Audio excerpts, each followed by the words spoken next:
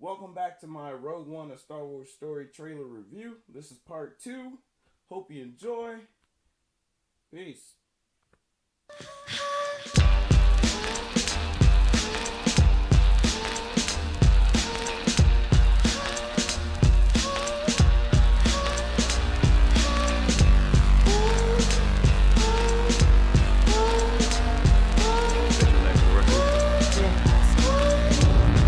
Now, when Jyn Erso is introduced, what looks like she's being formally charged of forging Imperial documents, possession of stolen property, resisting arrest. Oh yeah, aggravated assault. And the ginger lady from the original Star Wars, the one from the briefing room with General Akbar, with the little 3D globe. I love that scene. That's like one of my favorite scenes in Star Wars. That shit is iconic. It's awesome. I love it. And it looks like they're in that same kind of room.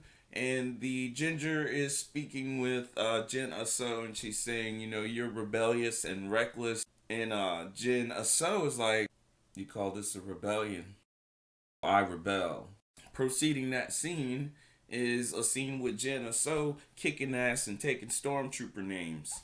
There's explosions. Stormtroopers are flying all over the place. So the Ginger explains to Jyn Erso that the mission of the rebel forces is to infiltrate and gain information about the Death Star and possibly steal it. And I'm assuming she must have did something very badass to the Imperial forces to get them to trust her. So I'm guessing Rogue One goes into one of those undercover stories where said undercover agent goes undercover and takes on the ideology of the group that they're trying to sabotage. And knowing what happens in Star Wars: A New Hope, this has to turn out bad. By the timeline of New Hope, we know that the Death Star is damn near, if not all the way, fully functional. And that doesn't necessarily mean that the mission was a fail. They did get plans for that little infamous sweet spot within the Death Star that destroys the whole damn thing. They didn't even learn anything by the time Force Awakens comes along. It's the same sweet spot. So in theory, Jyn Erso could be responsible for those plans that they got. And behold, the tie-in to A New Hope. Also, Jyn Erso's failure to gain information about the Death Star and or commandeer it may ultimately result in the destruction of Alderaan. Is anyone else beginning to think the main character in Star Wars is the Death Star? The Death Star was the main star in The Force Awakens. The Death Star is the main star in Rogue One. I'm surprised the Death Star wasn't in episodes 1 through 3. Shit. And one thing that I cannot deny about The Force Awakens and Rogue One is the feel of these movies. You definitely feel like you are in the Star Wars universe. There's this one scene in the trailer, and it looks like an Imperial general, and he's standing on the bridge of what looks like a Star Destroyer.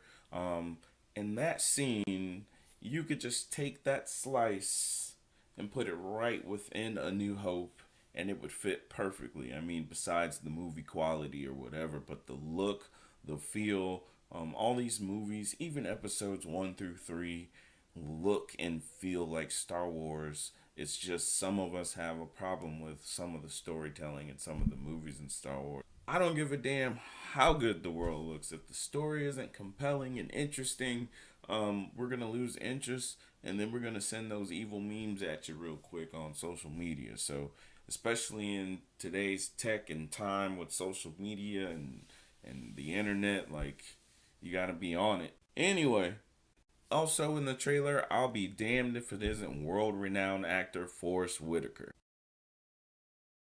And I like Forrest Whitaker. He's had some peculiar movie choices, and he's also had some mainstream movies with some success as well. I like Ghost Dog. It's a rare cult classic. Some love it. Some might think it's whack as fuck. But I enjoyed it. Not necessarily like the movie, but the premise, the idea of this hood samurai like righting wrongs with these gangsters and making deals. Check it out. It's also got a soundtrack by the RZA. You may not like it, but it's a cool little throwback to the 90s. So you see Forrest Whitaker, and he's all Mad Maxed out, all tech geared out, all survival looking. He looks like the Prophet from Call of Duty, and it looks like he's some sort of mentor or liaison to Jenna So, and he's asking her all these questions. And what kind of hero's journey would it be without a guide? Asking her, like, What will you do when they catch you? Will you continue to fight? What will you become? and after Forrest Whitaker asks her these questions, it shows her in this Imperial uniform. And meanwhile, throughout this in the trailer, there are AT-ATs or ST-ATs. I forget what you call them. If you know what they are, leave them in the comments. You know, the big tall things in Star Wars with the walkers. They were shooting these huge ass laser blasts at civilians, and you got all these people running. You see rebel soldiers captured by stormtroopers, and they're probably torturing the shit out of them. You know how Vader get down. My only gripe is that fucking alarm. That sounded like a baby elephant being impaled by a decapitated swordfish.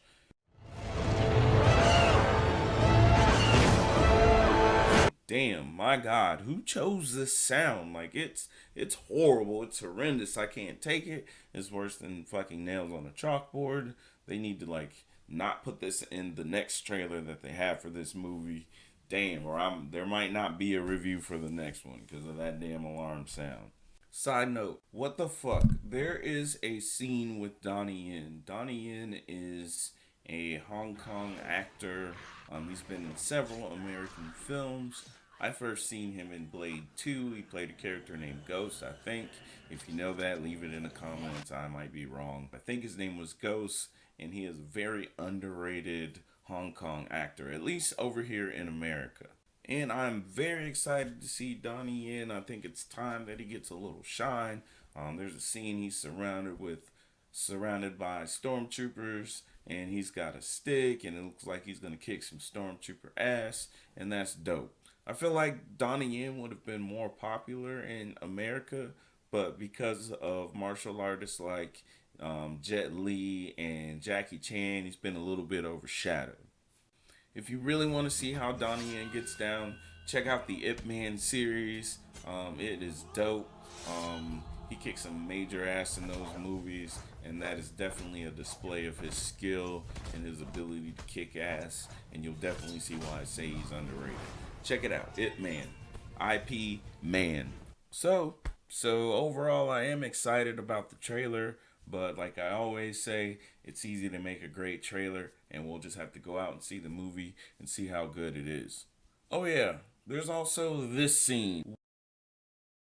What the fuck is this room? Is this Vader in this room?